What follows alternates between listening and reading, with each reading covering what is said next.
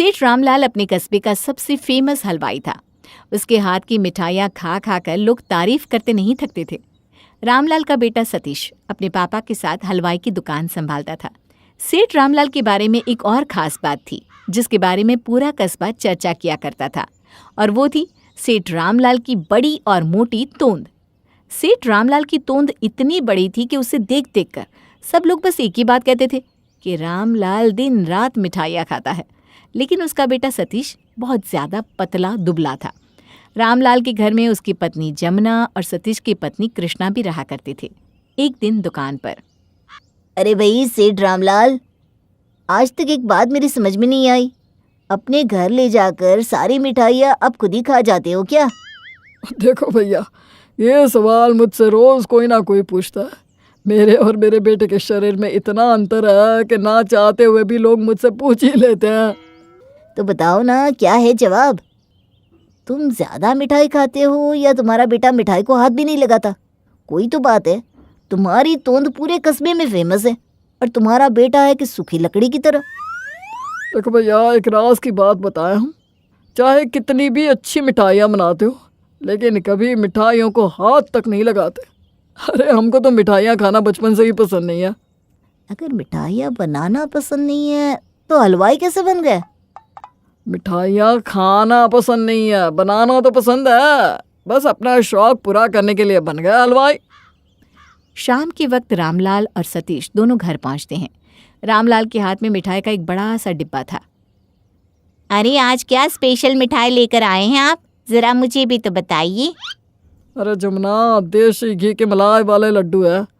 एक बार इसे खाओगी ना तो खाती रह जाओगी। आज मैंने कुछ अलग ढंग से बनाया। सोचा पहले घर वालों को खिलाता हूँ, उसके बाद अपनी दुकान पर बेचूंगा। लाइए लाइए, अब आपके हाथ की बनी हुई मिठाई मैं नहीं खाऊंगी तो कौन खाएगा? जल्दी दीजिए। अरे वाह, लाजवाब! क्या बढ़िया स्वाद है इसका। अरे पापा, मैं भी 8-10 लड्डू तो खा ही जाऊंगा। बेटा, इस कस्बे का हर आदमी मेरी तोंद और तेरे दुबलेपन के बारे में बात करता है, लेकिन सच तो यह है कि मैं मिठाई को हाथ तक नहीं लगाता और तुम मिठाई के अलावा किसी और चीज़ को हाथ नहीं लगाता। फिर पता नहीं ये मेरी तोंद इतनी मोटी क्यों होती जा रही है। दिन पर दिन इसका आकार बढ़ता ही जा रहा है। अरे बहू, तुम भी मिठाई खा लो। तुम्हारे ससुर जितने बड़े हलवाई है, थोड़ी सी मिठाई तो तुम्हें भी खानी चाहिए। मम्मी जी, आप तो जानती है ना, पापा जी की तरह मुझे भी मिठाई बिल्कुल पसंद नहीं। मिठाई खाना तो दूर, मैं मिठाई की तरफ देख भी नहीं सकती। और वैसे भी मुझे लगता है मिठाई खाने से मेरा वज़न बढ़ जाएगा, इसलिए मैं तो मिठाई बिल्कुल नहीं खाऊंगी। आजा सतीश बेटा, इस घर में अगर कोई मिठाई खाने का शौकीन है तो वो तुम और मैं हूँ। लेकिन हम दोनों की सेहत देखकर कोई कह नहीं सकता कि हम इतने बड़े मिठाई बाज हैं।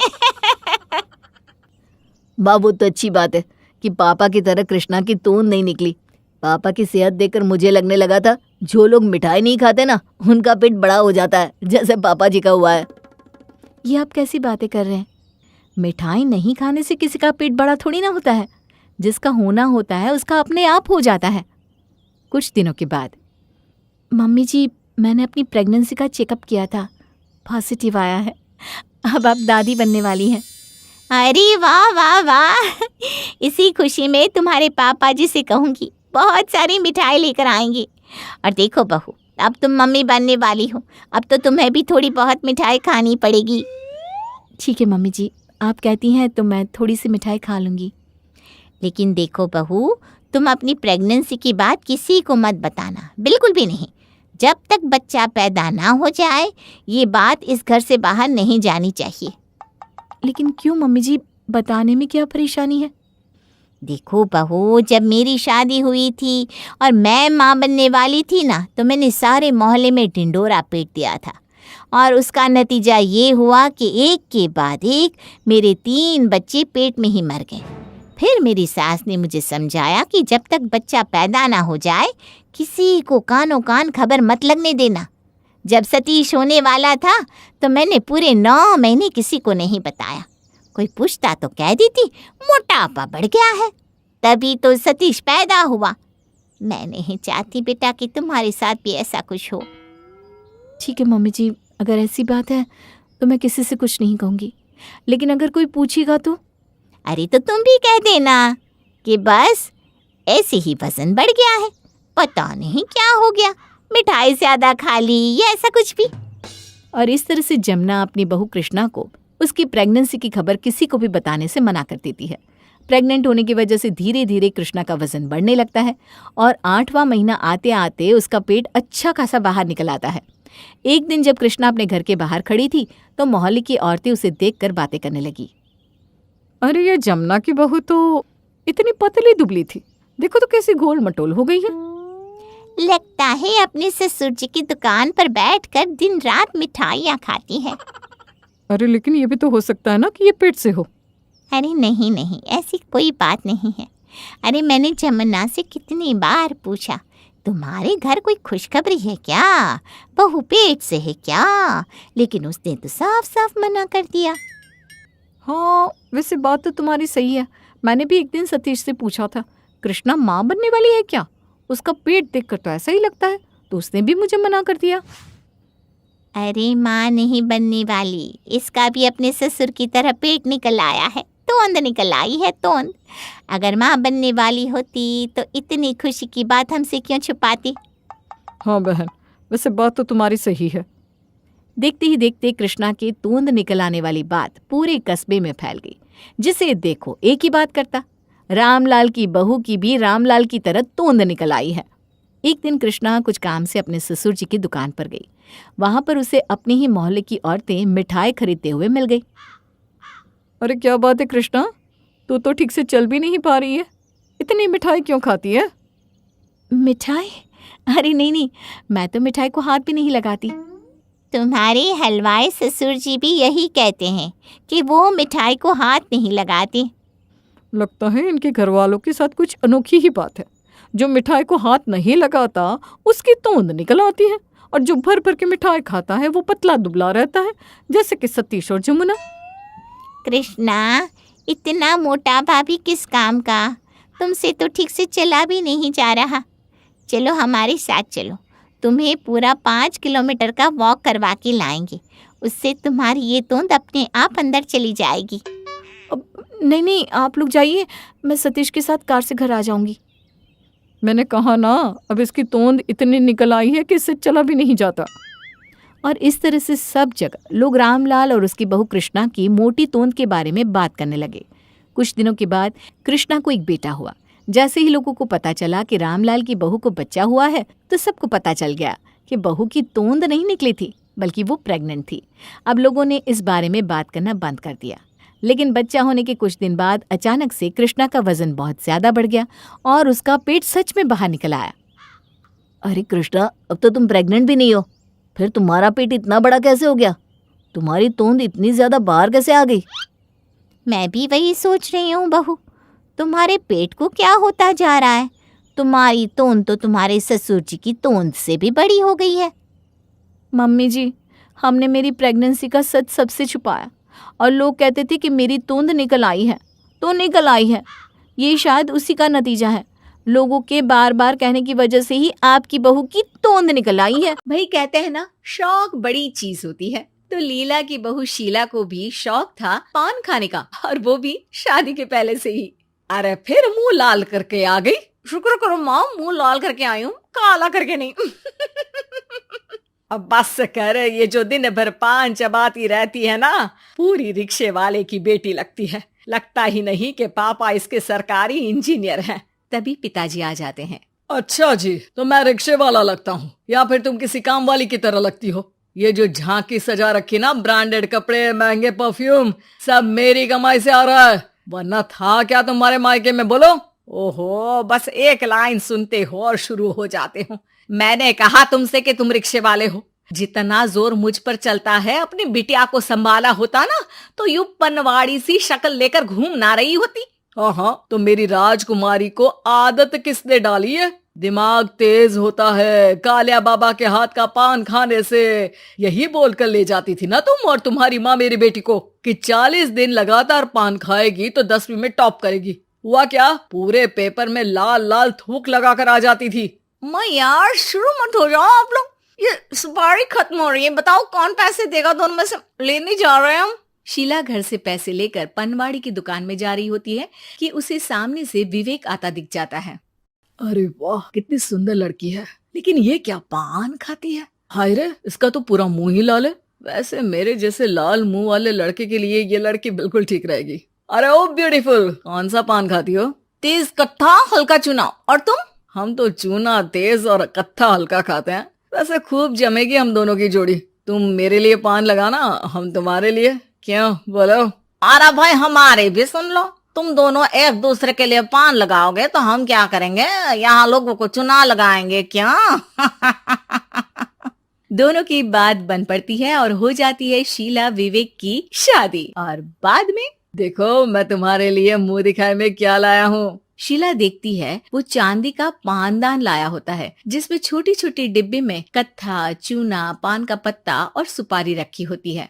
भगवान आज जैसा पति सबको दे।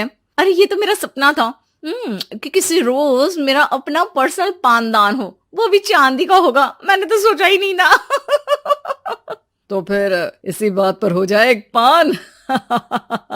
दोनों मियाँ बीवी अब जब वक्त मिलता रोमांटिक अंदाज में पान खाते और खिलाते, लेकिन ये सब शीला की सास को बिल्कुल पसंद नहीं आ रहा था। एक रोज, देखो शीला, मैं ये नहीं कहती कि सिर्फ तुम्हारा पान खाना ठीक नहीं है, मुझे तो विवेक का भी पान खाना अच्छा नहीं लगता। तुम लोगों को ये समझ में नहीं आता कि ये तुम्हारी सेहत के लिए कितना नुकसान करेगा। मैंने तो उसे समझाने की काफी कोशिश की थी, फिर सोचा चलो लड़का है, शादी होकर बीवी घर आएगी तो समझा बुझा कर छुड़वा देगी पान खाने की आदत। लेकिन ये क्या बहू रानी, तुम तो और 4 हाथ आगे निकले पान खाने में। अरे यार माँ जी, अब दिन भर में 25 कप चाय पी जाती है, वो सही है। और ये क्या, जब ताने दिया करो तो बीच में कोई फुल स्टॉप या कॉमा या पूर्ण विराम तो लगा लिया करो। बिना सोचे बोली जा रही हो। अरे ऐसे थोड़ी ना होता। अरे वैसे सही कहते हैं, राम मिलाई जोड़ी, एक अंधा तो एक कोढ़ी। तुम दोनों का कोई इलाज नहीं है। सास करती भी क्या, बहू को समझाती तो बेटा बोलता और बेटे को समझाए तो बहू। एक रोज, सासू माँ मैं जरा बाजार जा रही हूँ। अरे बहू ये देख, मैं तेरे लिए साड़ी लेकर आई हूँ, कैसी है? बहुत प्यारी है, लेकिन अचानक से इतना प्यार क्यों? सब ठीक ठाक है ना? अरे तेरी ननद के देवर की शादी है कल, तेरी तो सारी साड़ियों में पान के दाग लगे हैं। अब मेरी बेटी के ससुराल की शादी में उसकी भाभी गंदी साड़ी पहनकर जाए, अच्छा तो नहीं लगेगा ना? अरे माँ जी, अब भी कैसी बात करती हैं? पान खाना राजाशाही ठाठ हुआ करता है, और हमारे शहर बनारस का पान खाने तो लोग दूर दराज से आते हैं, और हम लोग ही पान ना खाएं। अरे जब अपने शहर वाले ही कदर नहीं करेंगे तो दूसरा क्या कोई खाक करेगा? अरे पता है कितने उद्योग पान के बदौलत चल रहे हैं। चाहती क्या है आप? 100 रुपए के खाने वाली प्लेट वाली पार्टी में जाने के लिए हम लोग पान खाना छोड़ दें, जिससे पूरे का पूरा उद्योग चौपट हो जाए। बोलिए बोलिए, हाँ? लोग बेरोजगार हो जाए, हाँ? लोगों के पेट में लात मार दे क्या हम लोग? बोलिए तो। अरे बस कर मेरी माँ, बस कर। कल पड़ोसन भी आई थी, बोल रही थी उसकी बेटी भी तुझे देखकर पान खाने की जिद कर रही थी कि बगल वाली भाभी खाती है तो मैं भी खाऊंगी। अरे समाज में औरतों का पान खाना कितना गलत दिखता है। देख तो जरा लोग तुझसे क्या सीख रहे हैं। माँ जी माँ, आपका तो सीना गर्व से फूला नहीं समाना चाहिए। अरे किसी की बहू लोगों को क्या सिखा रही है, लेकिन नहीं, आप ये नहीं देख रही कि आपकी बहू को हर कोई एडमायर कर रहा है। अरे उससे एडमायर नहीं, गलत शिक्षा ग्रहण करना कहते हैं, समझी? सासू माँ देखिए, मेरे पास ना सच्ची वक्त नहीं है बहस करने के लिए। अभी मैं बाजार जा रही हूँ, पान के पत्ते खत्म हो गए। पान पर जितना खर्च करती है ना, उतना पैसा बचाएगी तो कहाँ से कहाँ पहुंच जाए। वैसे तो सासू माँ मैं निकल रही हूँ, लेकिन फिर भी अब आपने पूछ लिया तो बता देती हूँ कि पान आता है 10 रुपए का, और हम लोग जो पान घर में बनाते हैं वो पड़ा 1.5 रुपए का। तो बोलिए, क्या मैं बर्बाद कर रही हूँ पैसे? बोलिए बोलिए बोलिए। सास क्या बोलती, बहू निकल जाती है। सास कसम खा लेती है कि बहू को सबक सिखा कर रहेगी। बहू घर आती है कि सास के मुंह में पान होता है। अरे बहू, तू सही बोल रही थी, पान का व्यापार करने वालों के लिए हमारी जिम्मेदारी है कि हम लोग पान खाकर उनका व्यापार आगे बढ़ाएं। अरे वाह, बड़ी जल्दी समझ आ गया आपको। चलिए, देर आए दुरुस्त आए। माँ जी, मेरा ना सर दर्द हो रहा है, मैं कमरे में जा रही हूँ आराम करने। लेकिन जैसे ही बहू कमरे में जाती है, वहाँ पान की छींटें गिरी होती हैं। अरे बहू, वो नया नया सीखा है ना, जरा साफ कर देना ना। अच्छा बहू, जरा अपनी वो महंगी वाली साड़ी तो देना, मुझे शाम को पार्टी में जाना है। बहू साड़ी दे देती है, सास चली जाती है। अरे यार, अब ये कमरा भी साफ करूं, पहले ही बाजार से थक कर आ रही हूँ। अरे बहू, ये जरा नीचे का कमरा भी साफ कर लेना। ये क्या बहू, तुम्हारी साड़ी में भी दाग लग गया, जरा नीचे तो आना। बहू के तो होश ही उड़ जाते हैं। सासू माँ, पता ही है कितनी महंगी साड़ी थी, आपने गंदी कर दी। सास जोर से बोलती है कि तभी सास के मुंह के छींटे बहू के ऊपर आ जाते हैं। सासू माँ, ये क्या है? नहीं आता पान खाना तो मत खाइए ना।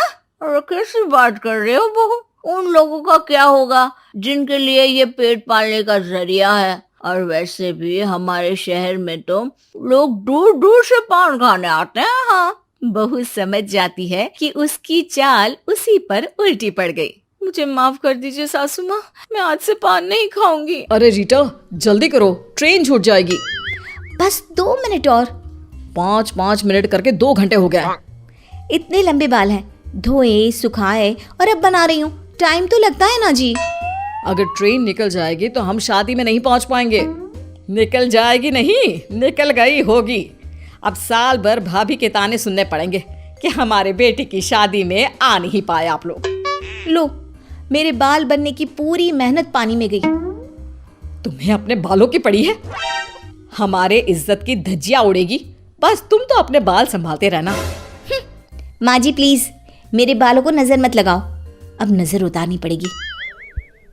रीटा अपने लंबे बालों से बेहद प्यार करती थी और उसका ये प्यार उसके परिवार के लिए परेशानी का सबब बनता जा रहा था। आए दिन उसके बालों की वजह से कोई परेशानी खड़ी हो जाती। माँ, फ्रिज में अंडे रखे थे नाश्ता बनाने के लिए।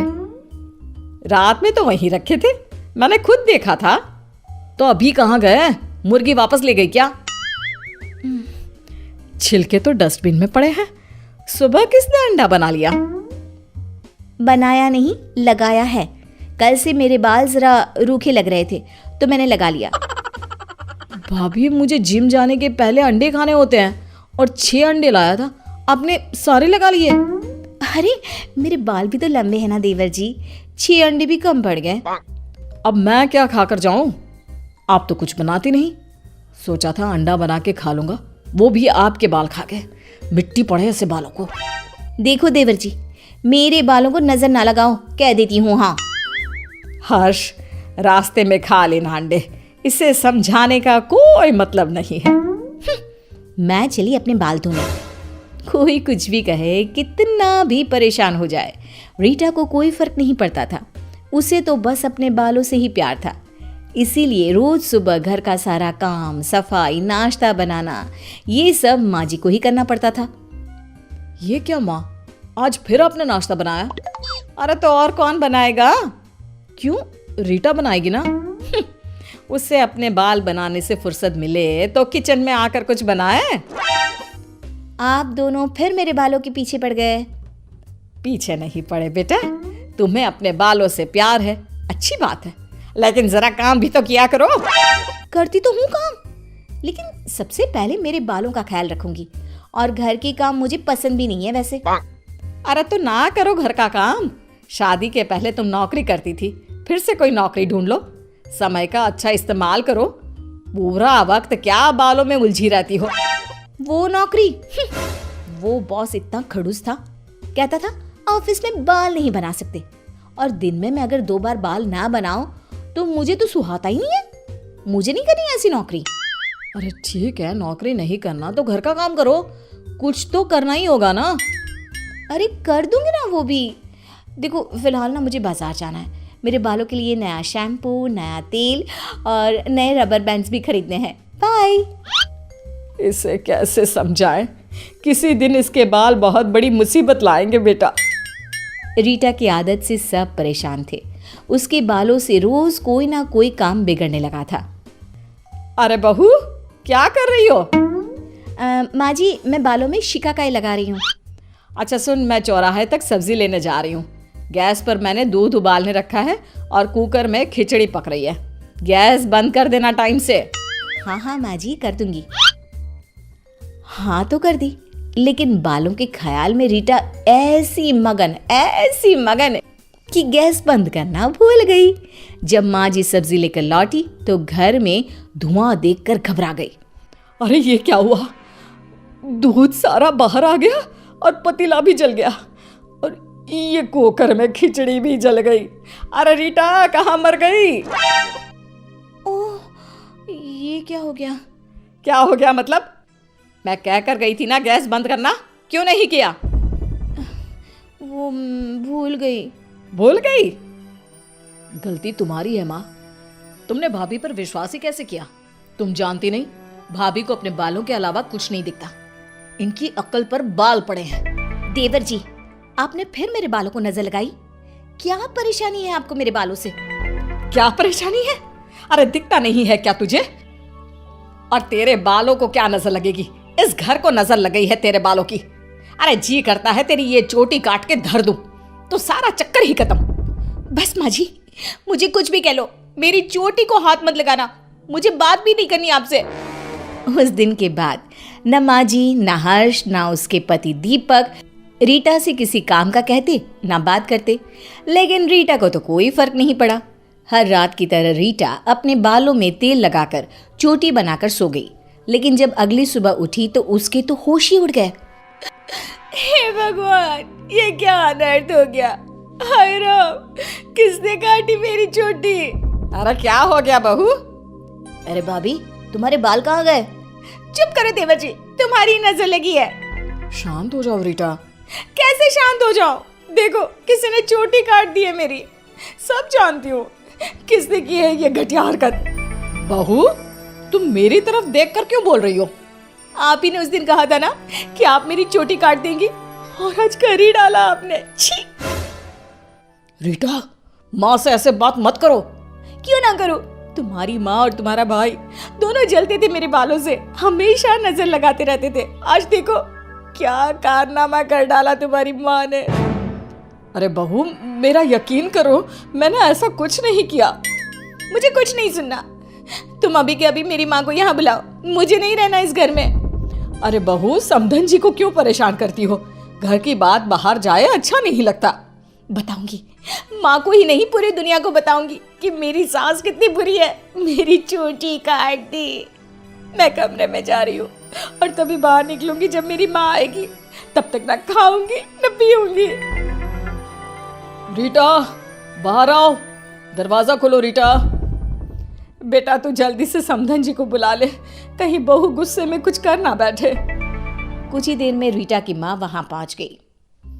क्या हुआ जमाई जी, मुझे इतनी जल्दी में क्यों बुलाया? अरे देखिए ना समधन जी, रीटा ने खुद को कमरे में बंद कर लिया है और बाहर ही नहीं आ रही। रुकिए, मैं बुलाती हूँ। रीटा, देख बेटा, मैं आ गई, अब बाहर आ जा। माँ देखो ना, मेरे साथ क्या कर दिया इन लोगों ने। अरे चुप हो जा बेटा, चुप हो जा। चुप कैसे हो जाऊं माँ? सासू माँ ने मेरी चोटी काट दी। समधन जी, मेरा यकीन करो। अरे भाई, बहू के इतने सुंदर बाल देखकर तो हम सब फिदा हो गए थे इस पर। भला मैं क्यों काटूंगी इसकी चोटी? तो फिर कौन काटेगा? आप और देवर जी तो पीछे पड़े थे मेरी चोटी के। तुम्हारी चोटी मैंने काटी है। क्या? हे भगवान, तुमने सुना ना माँ? मुझे तो पहले ही पता है कि तेरी चोटी जमाई बाबू ने काटी है। कैसे? क्योंकि जमाई जी से मैंने ही कहा था तुम्हारी चोटी काटने के लिए। क्या माँ, तुमने कहा था ऐसा? हाँ, मुझे शुरू से ही पता था कि तुम्हारी ये 24 घंटे बाल संवारने की आदत तुम्हारे शादीशुदा जीवन में परेशानी बन जाएगी।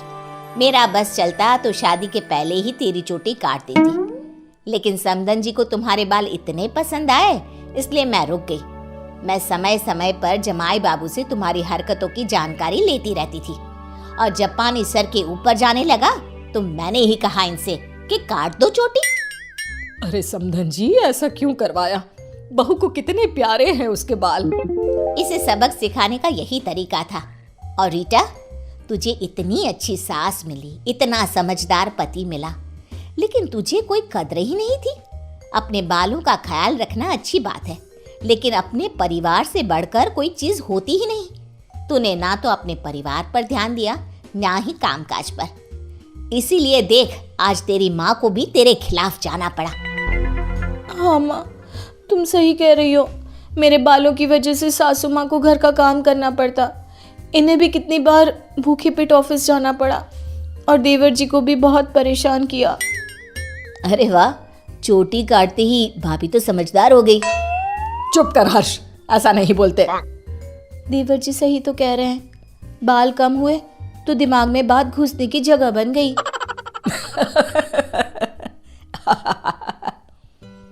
मैं आप सबसे माफ़ी मांगती हूँ। अब मैं सबसे पहले और सबसे ज़्यादा अपने परिवार का ख्याल रखूंगी।